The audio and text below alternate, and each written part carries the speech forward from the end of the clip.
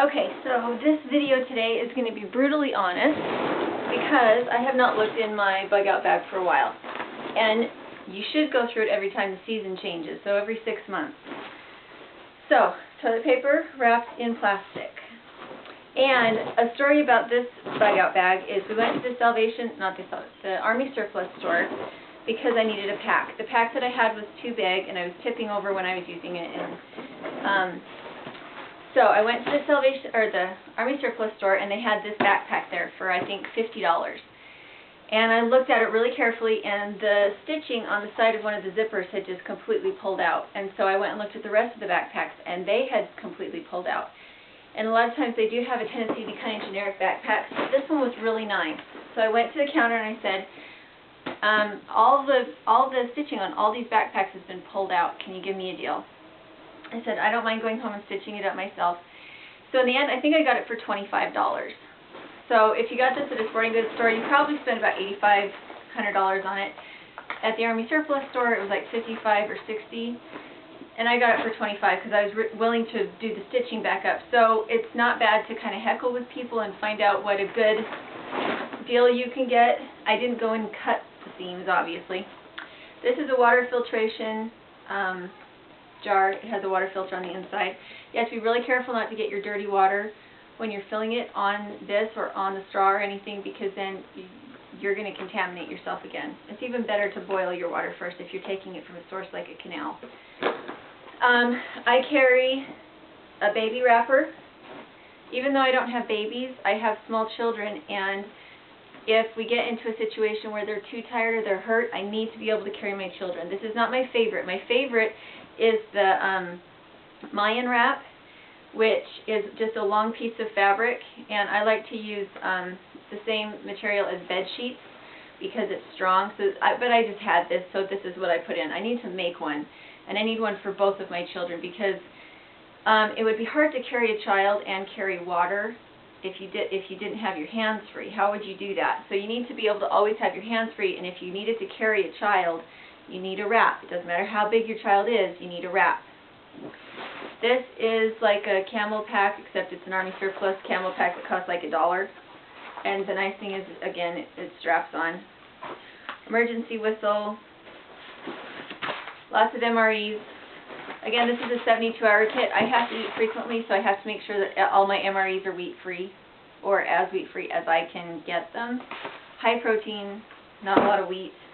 I have a game, Yahtzee, just for my kids. I have a battery-operated flashlight. So, that's how that works. Stocking cap. Even though you need to have other water with you, I do have an emergency water in here. Rope, you have to have rope. This is a tiny little emergency kit that I think it's kind of chintzy, but I put it in just because I had just made it at church. Utensils are nice to have. It's nice to have them together in one place.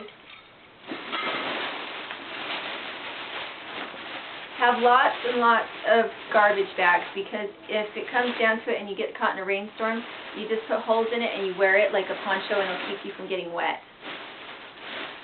My daughter previously was not potty trained. These are cloth diapers with cloth diaper covers, and these are extra towels so you can change them out. So those are important. And diaper rash.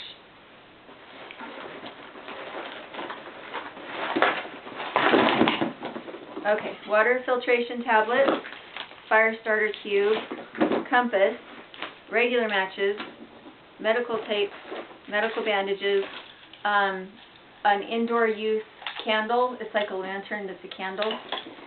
Scissors, sharpening stone, and fire starter. This is really important because if you really can't get a fire lit, you need to have a constant flame under it, and I love having starters. Flare, regular flashlight, more matches, ammunition, and then these. You need to have wet wipes. In any of these situations, you must have wet wipes, because if you don't have water or you have limited water, you need to be able to still wash your hands, wash body parts. Very important to have wet wipes.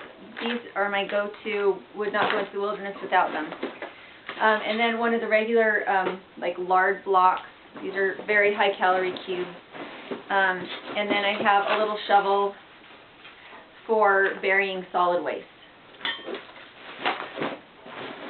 And the important thing in here is to remember, don't get your pack too heavy. You need everything important. You need it.